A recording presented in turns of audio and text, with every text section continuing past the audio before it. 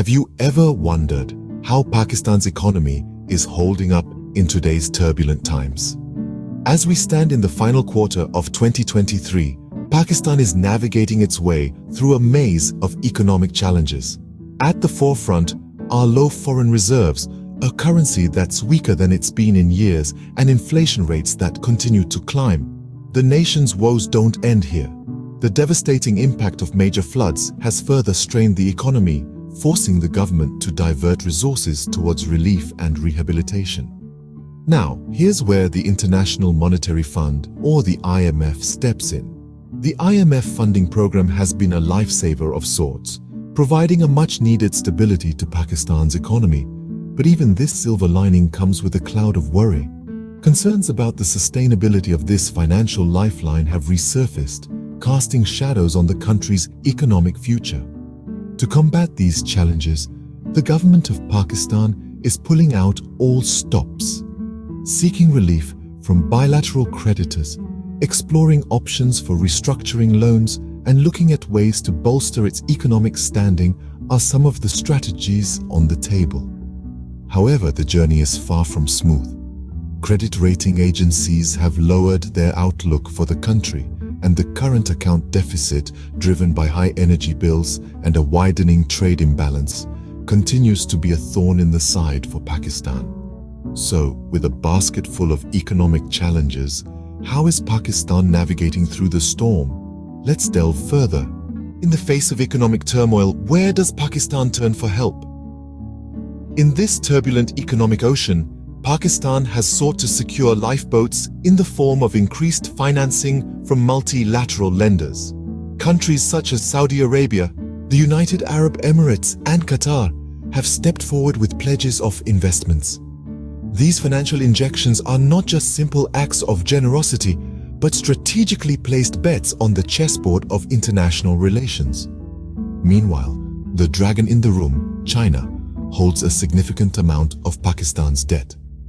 The ongoing talks between the two nations are akin to a high-stakes poker game, as Pakistan negotiates its financial future under the watchful eyes of Beijing. The outcome of these discussions could significantly alter the balance of power in the region, adding another layer to the already complex relationship between these two countries.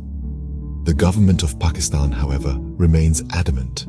It insists that the specter of default is not looming over the country and expresses confidence in its ability to meet short-term repayments. This optimism, though encouraging, must be taken with a grain of salt. The reality of the situation is that the country is walking a tightrope, and only time will tell if it can maintain its balance. Foreign aid seems to be a lifeline for Pakistan's economy, but at what cost? And what implications does this have on the political landscape? The answers to these questions are as elusive as they are crucial, and the world watches with bated breath as Pakistan navigates its way through these turbulent economic waters. Now, let's delve into the political side of things. How does this economic predicament impact Pakistan's political climate?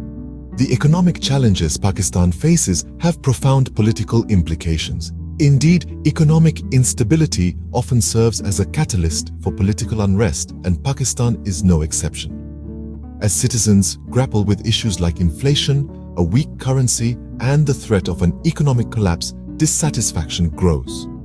This dissatisfaction can, and often does, manifest in the political arena. For instance, consider the government's handling of the economic crisis. It's a litmus test of their competence, and their actions, or inactions, can significantly impact their popularity. If the government fails to alleviate the economic hardship faced by its citizens, it risks losing public confidence. This could destabilize the government and potentially lead to political upheaval. However, it's not just about managing the crisis at home. The government's negotiations with foreign entities, be it for debt relief, restructuring loans, or securing investments, also come under scrutiny. How effectively can they negotiate these deals? Do these agreements benefit Pakistan, or do they merely serve the interests of the foreign entities? These are questions that can shape public perception of the government and its ability to safeguard the nation's interests.